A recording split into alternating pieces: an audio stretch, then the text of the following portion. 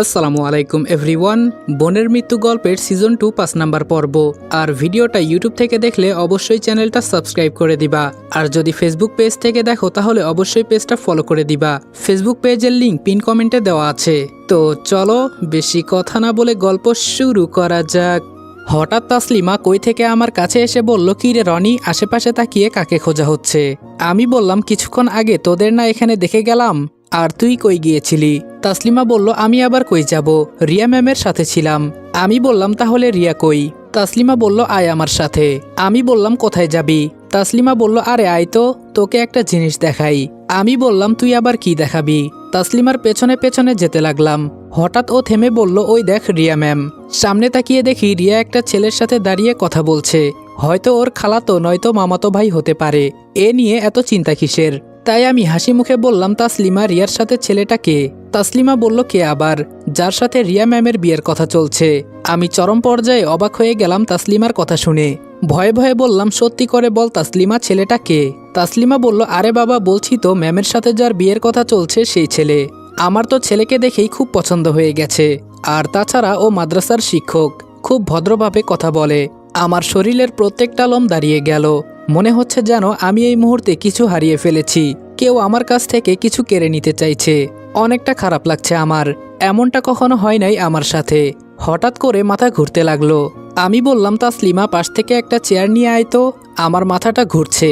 তাসলিমা বলল, হঠাৎ করে তোর কি হলো? আমি বললাম, কথা বলিস না, যা করতে বলেছি তাই কর। তাসলিমা একটা চেয়ার এনে আমাকে বসতে দিল।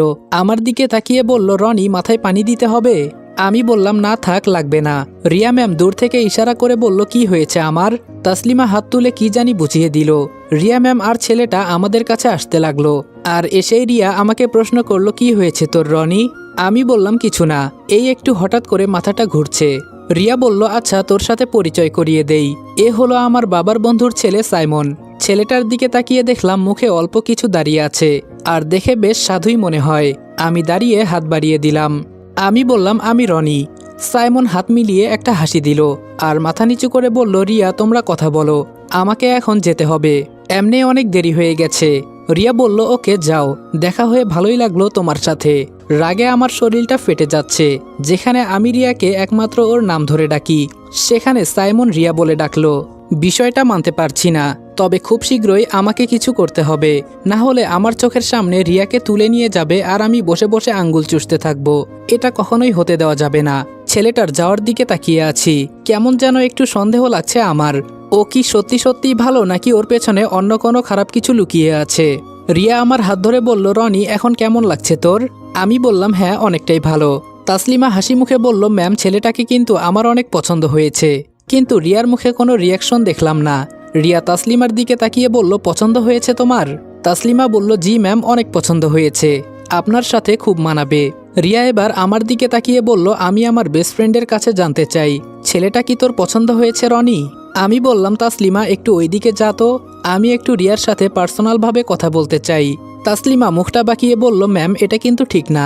রিয়া বলল, কি ঠিক না তাসলিমা?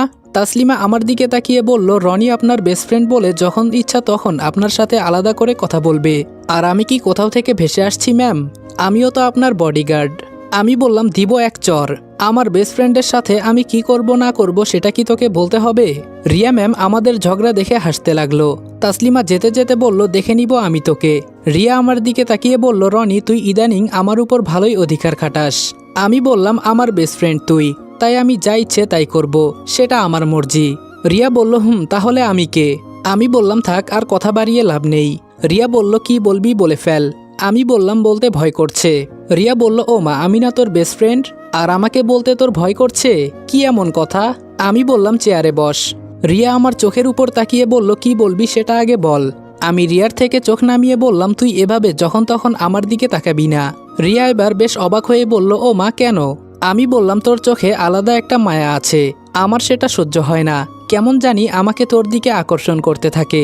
রিয়া আমার মাথায় একটা চড় দিয়ে বলল, সবসময় খালি ফাজলামু। আমি বললাম, ফাজলামু করলাম আবার কই? রিয়া বলল, এখন কি বলবি বলে ফেল। আমি বললাম, জানিস রিয়া, কেউ একজন তোকে আড়াল থেকে খুব ভালোবাসে। সরাসরি বললাম কথাটা। রিয়া মুখে হাত দিয়ে বলল, কি রে রনি, তোকে এসব কে বলেছে? আমি বললাম, হ্যাঁ, এটাই সত্যি, কেউ একজন তোকে আড়াল থেকে খুব ভালোবাসে। রিয়া বলল, দেখ এই সময়ে মিথ্যা কথা বলিস না একদম। আমি বললাম, সত্যি বলছি রে, আমাকে তোর বিশ্বাস হয় না? আমি জানি রিয়া আমাকে খুব বিশ্বাস করে, এজন্য এই কথা বললাম। রিয়া চোখ বড় করে আমার দিকে তাকিয়ে বলল, এতদিন আমি জানতাম আমাকে নিয়ে কেউ চিন্তা করে না, আর এখন বলিস কেউ একজন আমাকে আড়াল থেকে খুব ভালোবাসে। আচ্ছা, ছেলেটা কে? আমি বললাম, ও কখনো তোর সামনে আসবে না, ছেলেটাকে তোর খুঁজে বের করতে হবে। রিয়া এবার কোনো কথা বলছে না, চুপ করে দাঁড়িয়ে আছে আর আমার দিকে তাকিয়ে আছে। হয়তো চিন্তা করছে ছেলেটা কে হতে পারে। আমি বললাম, কি রে, কথা বলিস না কেন? রিয়া বলল, কি বলবো, আমার সাথে তো তেমন কোনো ছেলের পরিচয় নেই, কিন্তু ছেলেটা কে যে দূর থেকে আমাকে এত ভালোবাসে? আমি বললাম, এটা তোর একটা পরীক্ষা।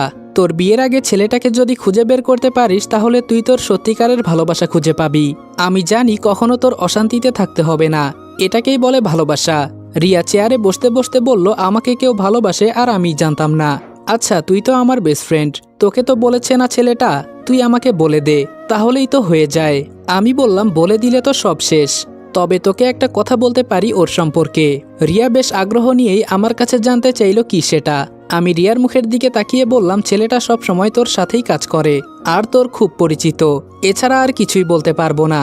এখন তুই খুঁজে বের কর। আমি জানি ও তোকে অনেক ভালোবাসে, তাই আমি চাই আসল ভালোবাসা তুই কখনো হারিয়ে না ফেলিস। এর মাঝে রিয়ার বাবা ডাক দিল। রিয়া বলল, বাবা তোকে ডাকছে কেন? আমি বললাম, কি জানি। আচ্ছা, আমি গিয়ে দেখা করে আসি, কেমন? রিয়া আমার হাত ধরে বলল, আমি এখন একটু ভালো থাকতে চেয়েছিলাম, আর তুই এর মাঝেই টেনশনে ফেলে দিলি। আচ্ছা, ছেলেটা কে সেটা তো বলে যা। আমি রিয়ার থেকে হাতটা ছাড়িয়ে বললাম, ভালোবাসা এই পৃথিবীতে আছে দেখেই মানুষ তার প্রিয়জনকে খুঁজে বের করতে পারে। এই ভালোবাসার পথ ধরে তারা অনেক দূর এগিয়ে যায়। এই ভালোবাসার জন্য মানুষ কত কিছুই না করে, আর যে তোকে এতটা ভালোবাসে এবং তোর জন্য জীবন দিতেও একবারও দ্বিধা করে না, তাকে তুই চিনতে পারিস না? তুই যদি তার ভালোবাসা খুঁজে বের না করতে পারিস সেটা তোর ব্যর্থতা। এটা বলে রিয়ার থেকে দূরে চলে গেলাম। তবে রিয়াকে কেমন কেমন জানি টেনশনে লাগছে। আমি কি একাই ওকে ভালোবেসে যাব?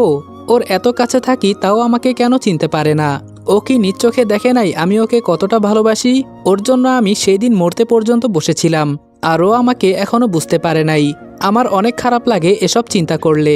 এত করে ওকে বুঝাই তাও বুঝতে চায় না। এখন যদি আর না বোঝে আমি এই ভালোবাসার পথ ছেড়ে দিব। কারো কাছ থেকে তো আর জোর করে ভালোবাসা আদায় করা যায় না। রিয়ার বাবা আমাকে দেখে বলল, আমার মেয়ের সাথে তো খুব ভালোই ভাব দেখতে পারছি। আমি একটা চেয়ার টেনে বসতে বসতে বললাম, থাকতেই পারে, এটাই স্বাভাবিক, কারণ ও আমার বেস্ট ফ্রেন্ড। রিয়ার বাবা বলল, আমার মেয়েকে তো খুব পটানোর চেষ্টা করছো আজকাল। আমি রিয়ার বাবার দিকে অবাক হয়ে তাকিয়ে বললাম, কি বলছেন এসব? রিয়ার বাবা হাতে ইশারা করে দেখিয়ে দিল, যেখানে আমি আর রিয়া দাঁড়িয়ে কথা বলছি সেখানে একটা সিসি ক্যামেরা লাগানো আছে। রিয়ার বাবা বলল, আমার মেয়ে বুঝতে না পারলেও আমি কিন্তু বুঝে গেছি তুমি ওকে কি বোঝাতে চাও। আমি বললাম, ও শেষমেশ তাহলে সব জেনেই গেলেন? রিয়ার বাবা বলল, তোর ভয় করে না? হয়তো এখান থেকে নাও বেঁচে ফিরতে পারিস। আমি হাতে ইশারা করলেই তোর লাশ পড়ে যাবে।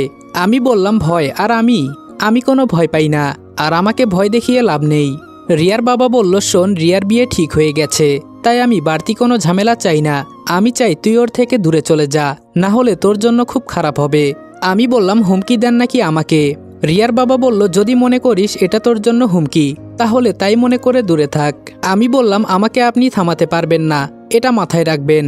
রিয়ার বাবা বলল, ও তাই নাকি? রিয়ার বাবা চেয়ার থেকে উঠে আমার কাছে আসলো। আমি পায়ের উপর পা তুলে বসে আছি। রিয়ার বাবা বলল, আজকাল তোর খুব ভালোই সাহস হয়েছে দেখি।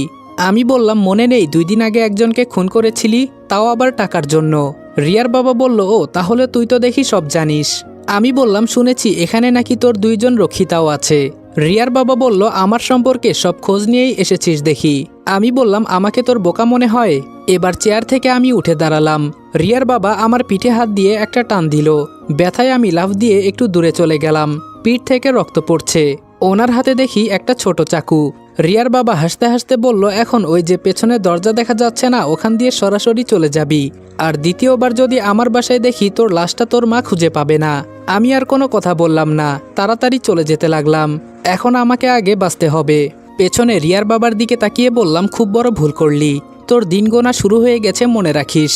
রিয়ার বাবা দাঁত বের করে হাসতে হাসতে বলল, দেখা যাবে, তুই তো পিচ্চি একটা ছেলে, আমার কি করবি, আগে নিজে ঠিক হ। পেছনের দরজা দিয়ে বের হয়ে সরাসরি হাসপাতালে চলে গেলাম। হাসপাতাল থেকে বের হতেই রিয়ার ফোন। এই যা, এখন কি বলবো? রিয়া বলল, কি রে, কই গেলি তুই? আমি বললাম, রিয়া জরুরি একটা দরকার পড়ে গেছে, তাই চলে আসতে হয়েছে। রিয়া বলল, মিথ্যা বলিস কেন আমার সাথে? তোর একটা ব্যবস্থা করতে হবে বুঝেছি, খালি আমার সাথে মিথ্যা বলিস। আমি বললাম, সত্যি বলছি, আর তুই তো জানিস আমি মিথ্যা বলি না। রিয়া বলল, আচ্ছা সে যাই হোক, এখন বল ছেলেটাকে। আমি বললাম, ধুর, তুই ছেলে নিয়ে পড়ে আছিস, পারলে খুঁজে বের কর, আমাকে বলিস কেন? এখন ফোন রাখ। রাগে ফোনটা রেখে দিলাম। এখনো আমাকে চিনতেই পারলো না, আবার বলে ছেলেটা কে। এখন আর বাড়ি যাব না। রিয়ার বাবাকে উচিত শিক্ষা না দিয়ে আমি কোথাও যাব না। শালা আমাকে যেভাবে ইচ্ছা সেভাবে ব্যবহার করে। আমি জানি রিয়ার বাবা রাত হলেই ও বাসা থেকে বের হয়ে কোথাও যায়, হয়তো ওর রক্ষিতার কাছে, তবে সাথে একজন বডিগার্ড থাকে। কিভাবে যে কি করি কিছুই মাথায় আসছে না। পেছনের আঘাত নিয়ে একটা দোকানে বসে আছি আর চিন্তা করছি। দেখতে দেখতে রাত হয়ে গেল। এখন জানি আম্মু আমাকে বাসায় দেখতে না পারলে ফোন করবে। এর মাঝে আমি তাসলিমাকে ফোন করলাম। আমি বললাম, তাসলিমা কই তুই? তাসলিমা বলল, একটু পর পর তুই কোথায় উধাও হয়ে যাস বলতো? আমি বললাম, আমি কোথাও যাই না, তুই এক কাজ কর, আমি একটা ঠিকানা মেসেজ করে দিচ্ছি, এখানে চলে আয়। তাসলিমা বলল, এই তোর মাথা খারাপ হয়েছে? এখন আবার কি করাবি আমাকে দিয়ে? আমি বললাম, বড় একটা বিপদে পড়েছি, আমাকে সাহায্য করবি না তুই? তাসলিমা বলল, তো আমাকে বলিস কেন? তোর বেস্ট ফ্রেন্ডকে বল। আমি বললাম, ওকে বলতাম, তবে বিষয়টা তো ওকে নিয়েই, তুই আসবি নাকি আসবি না? তাসলিমা বলল, তোর জন্য আর পারা গেল না, দাঁড়া আমি আসছি। তাসলিমাকে ঠিকানা মেসেজ করে দিতেই কিছুক্ষণের ভেতরে চলে আসলো, আর এসে প্রশ্ন করলো কি বিপদে পড়েছি। আমি তাসলিমাকে কিডন্যাপের ব্যাপারে সবকিছু বুঝিয়ে দিলাম। তাসলিমা বলল, কিন্তু তাই বলে রিয়ার বাবা কেন? কি করেছেন উনি তোকে? আমি শার্টটা খুলে তাসলিমাকে আমার পিঠ দেখালাম। তাসলিমা আমার এই অবস্থা দেখে বলল, তোর তো এখন বিশ্রাম নেওয়া দরকার, এভাবে ঘোরাঘুরি করছিস কেন? আমি বললাম, এটা জিজ্ঞেস করবি না এই অবস্থা কে করেছে? তাসলিমা বলল, সেটাই বল। আমি বললাম, রিয়ার বাবা আমার এই অবস্থা করেছে। তাসলিমা অবাক হয়ে বলল, কি? আমি বললাম, তবে তোকে আমি কি মিথ্যা বলছি বল? তুই রিয়ার বাবাকে এখনো চিনিস নাই। আমি বলছি শোন। এক এক করে রিয়ার বাবার সম্পর্কে সব বলতে লাগলাম। সব শুনে তাসলিমা বলল, এখন তুই কি করতে চাস? আমি বললাম, বেশি কিছু না, তুই শুধু রিয়ার বাবাকে আমার হাতে তুলে দিয়ে যাবি, বাকিটা আমি দেখে নিব। তাসলিমা বলল, এতটাই সোজা মনে হয় এই কাজ করা? আমি বললাম, আমি যেভাবে বলবো সেভাবে করবি, তাহলেই হবে। তাসলিমা বলল, কিন্তু? আমি বললাম, দেখ তাসলিমা, আমরা একসাথে কাজ করি, আর তুই আমার জন্য এটা করতে পারবি না? তাসলিমা বলল, তোর জন্য তো আমি সব করতে পারবো। আচ্ছা চল তাহলে কাজে লেগে পড়ি। আমি বললাম, তবে কেউ যেন এই কথা জানতে না পারে। তাসলিমা বলল, হ্যাঁ বলতে হবে না। যখন রিয়ার বাবা বাসা থেকে বের হলো, বুদ্ধি করে কাজ সেরে ফেললাম। রিয়ার বাবাকে একটা পুরাতন বাংলোতে নিয়ে গেলাম। এটা আমার এক চেনা পরিচিত আঙ্কেলের বাসা। ওরা তেমন থাকে না, এখানকার পোলাপাইন এখানেই সারাদিন আড্ডা দেয়, তাই আমার কাজটাও সহজ হয়ে গেল। তাসলিমাকে বিদায় করে ভেতরে চলে গেলাম। রিয়ার বাবার মুখে পানি দিতেই জ্ঞান ফিরল। এর মাঝেই আম্মুর ফোন এলো, আর রিয়ার বাবার জ্ঞান ফিরতেই আমার দিকে বড় বড় চোখে তাকিয়ে আছে, কিন্তু কথা বলতে পারছে না। জায়গা মতো বেঁধে রেখেছি। ফোনটা রিসিভ করতেই আম্মুর বকা। আমি বললাম, আরে কি হয়েছে আম্মু, এভাবে বকা দিচ্ছ কেন? আম্মু বলল, তুই কই আগে সেটা বল, তোর এত সাহস হয় কিভাবে এত রাতে বাহিরে ঘোরাঘুরি করার? আমি বললাম, আরে আম্মু আমি বাহিরে কই, আমি তো আমার এক ফ্রেন্ডের বাসায় আছি। আম্মু বলল, মিথ্যা বলিস কেন? এখন সত্যি করে বল তুই কোথায় আছিস, না হলে আমাকে তো চিনিস। আমি বললাম, আরে আম্মু বলেছি তো আমার এক ফ্রেন্ডের বাড়িতে আসছি, আজকে রাতে আর যেতে পারবো না, এখানেই ওর বাসায় থেকে যাব। আম্মু বলল, আমি তো জানি রিয়া ছাড়া তোর অন্য কোনো ফ্রেন্ড নেই, আর আমার সাথে মিথ্যা বলিস, আজকে শুধু বাড়িতে আয়, তোর পিঠের চামড়া তুলে নিব। আমি বললাম, ধুর, তোমার এত কথা শোনার মতো সময় আমার নাই, আর আমাকে খোঁজাখুঁজি করবা না একদম। এটা বলেই ফোনটা রেখে তাসলিমাকে কল করে জানিয়ে দিলাম, যাতে আম্মু কল করলে আমার কথা না বলে। এর মাঝে আবার রিয়ার ফোন। কেমন লাগে বলেন তো? মেজাজটাই নষ্ট হয়ে যাচ্ছে। রিয়ার বাবা তো আমাকে চোখ দিয়ে গিলে খাচ্ছে। সকালে রিয়ার অবস্থা এমনিই বেশি ভালো থাকবে না, এজন্য ফোনটা রিসিভ করলাম। আমি বললাম, কিরে রিয়া, এখনো ঘুমাস নাই? এত রাতে ফোন নিয়ে কি করিস? রিয়া বলল, আমি কিভাবে ঘুমাবো, শালা তোকে আগে কাছে পাই, তারপর দেখ কি অবস্থা করি। আমি বললাম, ও মা, আমি আবার কি করলাম? রিয়া বলল, কি করিস নাই তাই বল, আন্টি আমাকে কল করেছে, তুই নাকি এখনো বাসায় যাস নাই। আমি বললাম, হ্যাঁ এই তো একটু ঘোরাঘুরি করছি আর কি। রিয়া বলল, এত রাতে তুই বাহিরে ঘোরাঘুরি করিস, তোর কি মনে হয় তুই এই কথা বললে আমি বিশ্বাস করে নিব? আমি ফোনের স্পিকার দিয়ে রিয়ার বাবাকে রিয়ার কথা শোনাতে লাগলাম। আমি বললাম, রিয়া একটা চুমু দিবি? রিয়া বলল, কি খেয়েছিস সত্যি করে বলতো, নেশা টেশা করিস নাই তো আবার? আমি বললাম, হয়েছে তো তোর নেশা, সেটাই কাটিয়ে উঠতে পারছি না। রিয়া বলল, এখন বুঝতে পেরেছি তুই বাহিরে কি করিস, দেখ তাড়াতাড়ি বাড়িতে যা, বুঝতে পারছি তোর অবস্থা বেশি ভালো না, না হলে আমাকে ঠিকানা মেসেজ করে দে, আমি গাড়ি পাঠিয়ে দিচ্ছি। এখন পানি টানি আর খাইস না। আমি বললাম তোর কাছে কিছু চাইলে সেটাও পাই না, থাক আমার জন্য আর দরদ দেখাতে হবে না, ভালো থাকিস। রিয়া বলল, রনি আমার কথা তো শোন। আমি বললাম না, তুই ভালো থাকিস। ফোনটা বন্ধ করে দিলাম যাতে আম্মু আর কল না দিতে পারে, না হলে একটু পর পর কল করবে। ফোনটা রেখে রিয়ার বাবার মুখের টেপ খুলে দিলাম। রিয়ার বাবা চোখ রাঙিয়ে আমার দিকে তাকিয়ে বলল, তোর তো সাহস কম না, আমাকে অপহরণ করে এখানে নিয়ে এসেছিস, এর হিসাব কিন্তু তোকে দিতে হবে। আমি বললাম, আমি বলেছিলাম কি মনে আছে, আজকে থেকে তোর দিন গোনা শুরু, এখন বুঝতে পারবি আমাকে আঘাত করার মজা। রিয়ার বাবা বলল, দেখ আমার কিছু হলে আমি তোর সম্পূর্ণ পরিবারকে শেষ করে দিব, এটা মনে রাখিস। আমি বললাম, সে দিস। আচ্ছা একটা কথা বলতো, একজন ভালো বাবা হিসেবে বলবি রিয়ার জন্য আমি বেস্ট নাকি সাইমন বেস্ট? রিয়ার বাবা হাসতে হাসতে বলল, তুই কে আমাকে এই কথা বলার, আমি তোকে তো চিনি না। আমি পিস্তলটা সামনে রাখতেই রিয়ার বাবা ভয় পেতে লাগলো। আমি বললাম, আমি জানি তুই বেঁচে থাকতে আমি রিয়াকে কোনোদিনই বিয়ে করতে পারবো না, আর তোর মতো সন্ত্রাসী এই পৃথিবীতে আর বাঁচিয়ে রাখা যাবে না, যদি শেষ কোনো ইচ্ছে থাকে বলতে পারিস। তাও রিয়ার বাবা হাসতে লাগলো আর বলতে লাগলো, আমাকে মারবি তুই? যদি দম থাকে তাহলে মেরে দেখা। আর কোনো কথা বললাম না, জানি এসব মানুষকে বুঝালেও বুঝবে না। সরাসরি রিয়ার বাবার বুকে 2টা গুলি বসিয়ে দিলাম। শালা আমার জীবনটাকে নষ্ট করে দিবে যদি বেঁচে থাকে। এখন আমার আর রিয়ার সামনে কোনো কিছুই বাধা হয়ে দাঁড়াতে পারবে না। রিয়ার বাবাকে মারতাম না, কিন্তু ও বেঁচে থাকলে আরও অনেক নিরীহ মানুষ মারা যাবে। সুন্দর করে রিয়ার বাবার বুকের মাঝে কিছু সংখ্যা লিখে দিলাম। হেঁটে হেঁটে বাসায় চলে গেলাম। দরজা দিয়ে আর ভেতরে যাওয়া লাগবে না, জানালা দিয়ে ভেতরে প্রবেশ করলাম। বিছানায় গা লাগাতেই ঘুম এসে পড়ল। সকালে ফ্রেশ হয়ে বাইরে যেতেই দেখি আম্মু রেডি হয়ে এত সকাল সকাল কোথায় যেন যাচ্ছে, আর আমাকে ঘরে দেখে বড় বড় চোখে আমার দিকে তাকিয়ে আছে। আমি একটু মজা করে বললাম, ভালো আছেন আম্মু? আম্মু কোনো কথা না বলে বাসা থেকে বের হয়ে গেল। আমি বললাম, মাহি আম্মুর কি হয়েছে? মাহি বলল, কি হয় নাই তাই বল, তোকে রাতে খুঁজতে খুঁজতে আম্মু হাঁপিয়ে গেছে। আচ্ছা কই ছিলি বলতো তুই? আমি বললাম, মাত্র কই থেকে আসছি। মাহি বলল, ঘর থেকে। আমি বললাম, তাহলে আমি এতক্ষণ কই ছিলাম? মাহি বলল, হ্যাঁ বুঝতে পেরেছি। হঠাৎ টিভিতে একটা নিউজ চোখে পড়ল, স্বরাষ্ট্রমন্ত্রীর বাবাকে কে জানি খুন করেছে, আর বুকের মাঝে সুন্দর করে একটা সংখ্যা লেখা 2413। আমি একটা হাসি দিলাম এটা দেখে। মাহি বলল, ভাইয়া তোর বেস্ট ফ্রেন্ডের খোঁজ নে, আমার তো মনে হয় ওর অবস্থা বেশি একটা ভালো না।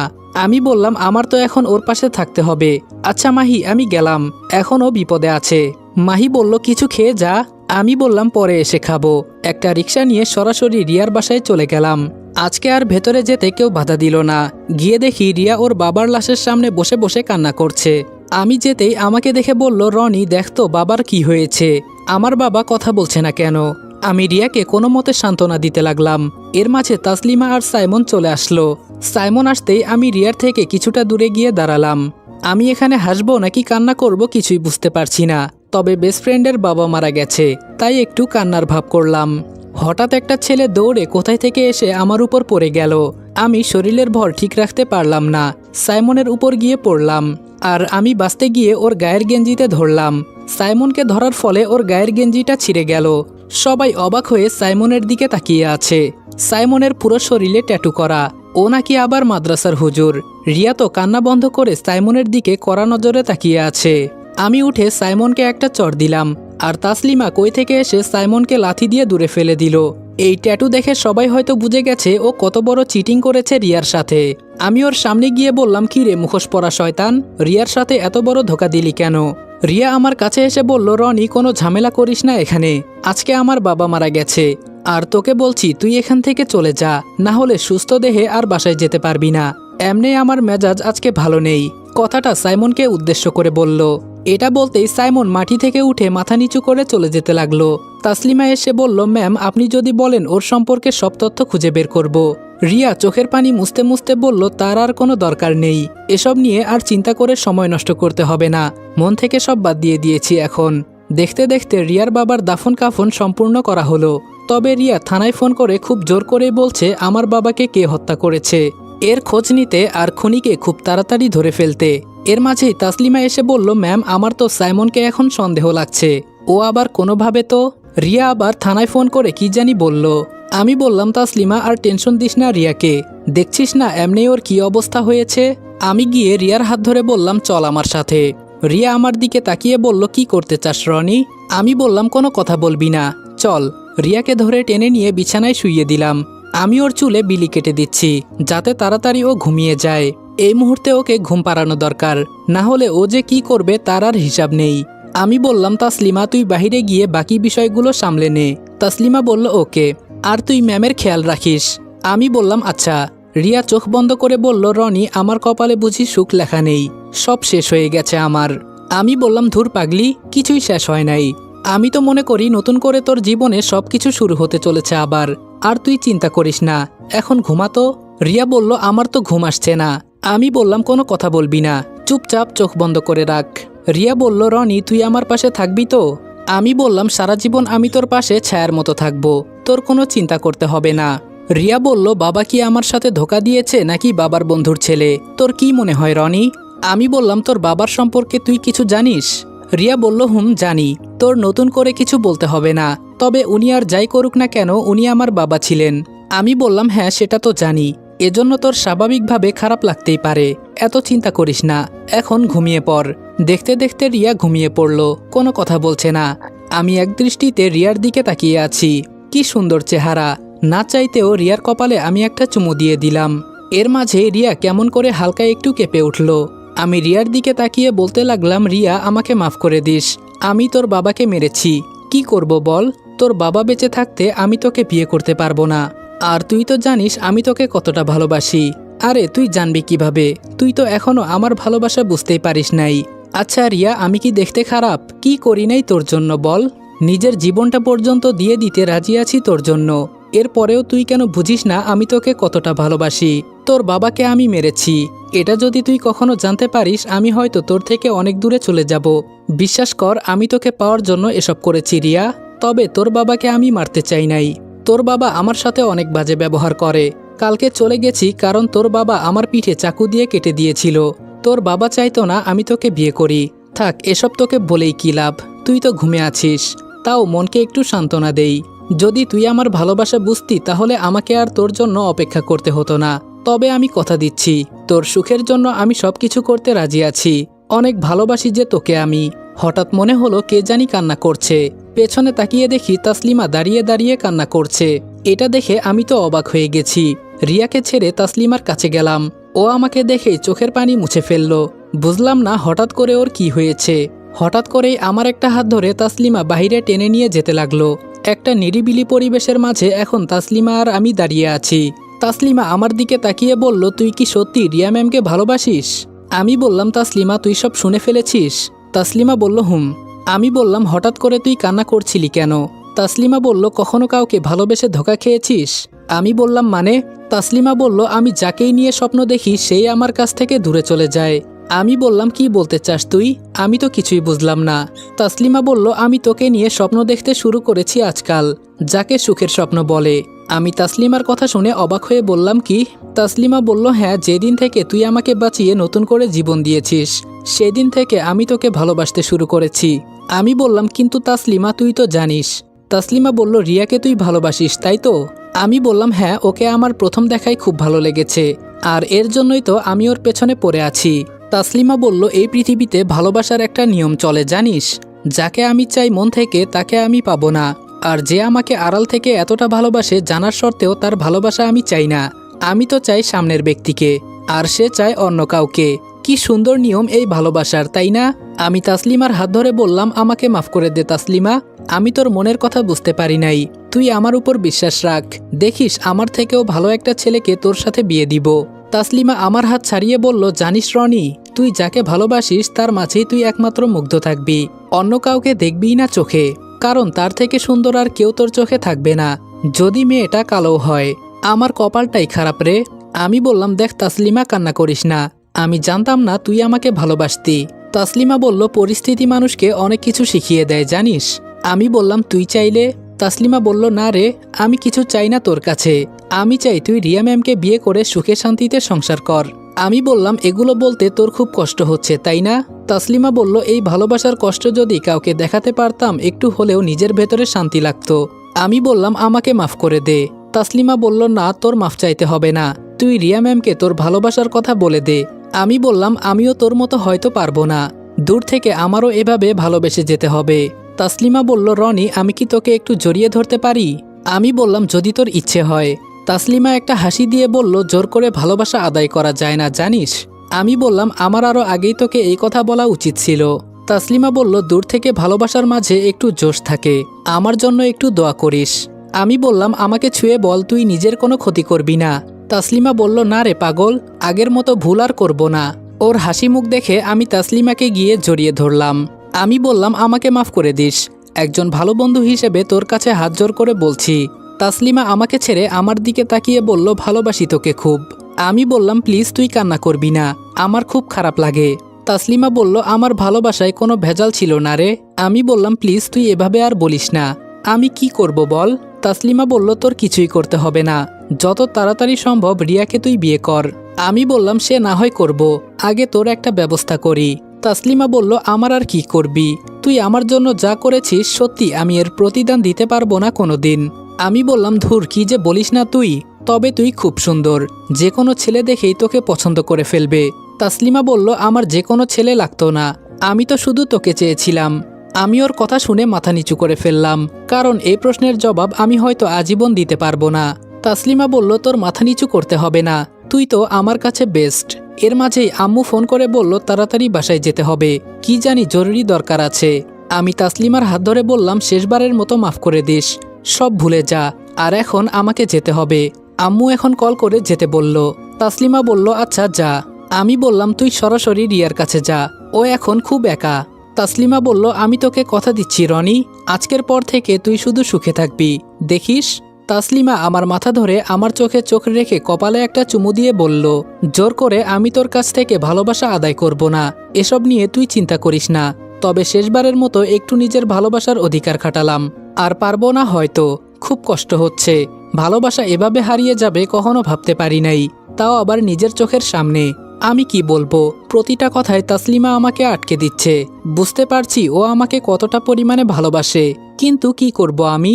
আমার হাত পা মনে হচ্ছে কেউ বেঁধে রেখেছে। রিয়াকে ভালোবেসে আমি যে অন্ধ হয়ে গেছি। যেতে যেতে তাসলিমার হাতে একটা চুমু দিয়ে বললাম, যা হয়েছে সব ভুলে যা। তাসলিমা একটা হাসি দিয়ে বলল, অবশ্যই, তোর চিন্তা করতে হবে না, তবে আজকের পর থেকে তোর সাথে আমার অনেক দূরত্ব হয়ে গেল, এই তাসলিমাকে কখনো ভুলে যাস না প্লিজ। আমি বললাম, সত্যি তোর ভালোবাসা অনেক সুন্দর, তোকে ভুলবো কিভাবে বল, এটা তো ভুলে যাওয়ার মতো না। তাসলিমা হাত দিয়ে চোখের পানি মুছে চলে যেতে লাগলো।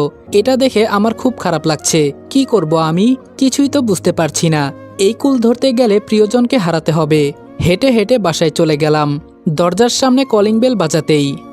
আসসালামু আলাইকুম এভরিওয়ান, বোনের মৃত্যু গল্পের সিজন 2 5 নাম্বার পর্ব এখানে শেষ করলাম। ভিডিওটা ভালো লাগলে লাইক, কমেন্ট এবং শেয়ার করে দিও, আর চ্যানেলে নতুন হলে সাবস্ক্রাইব করতে ভুলবে না। তো দেখা হচ্ছে নেক্সট ভিডিওতে, ততক্ষণ ভালো থাকবা, সুস্থ থাকবা, আল্লাহ হাফেজ।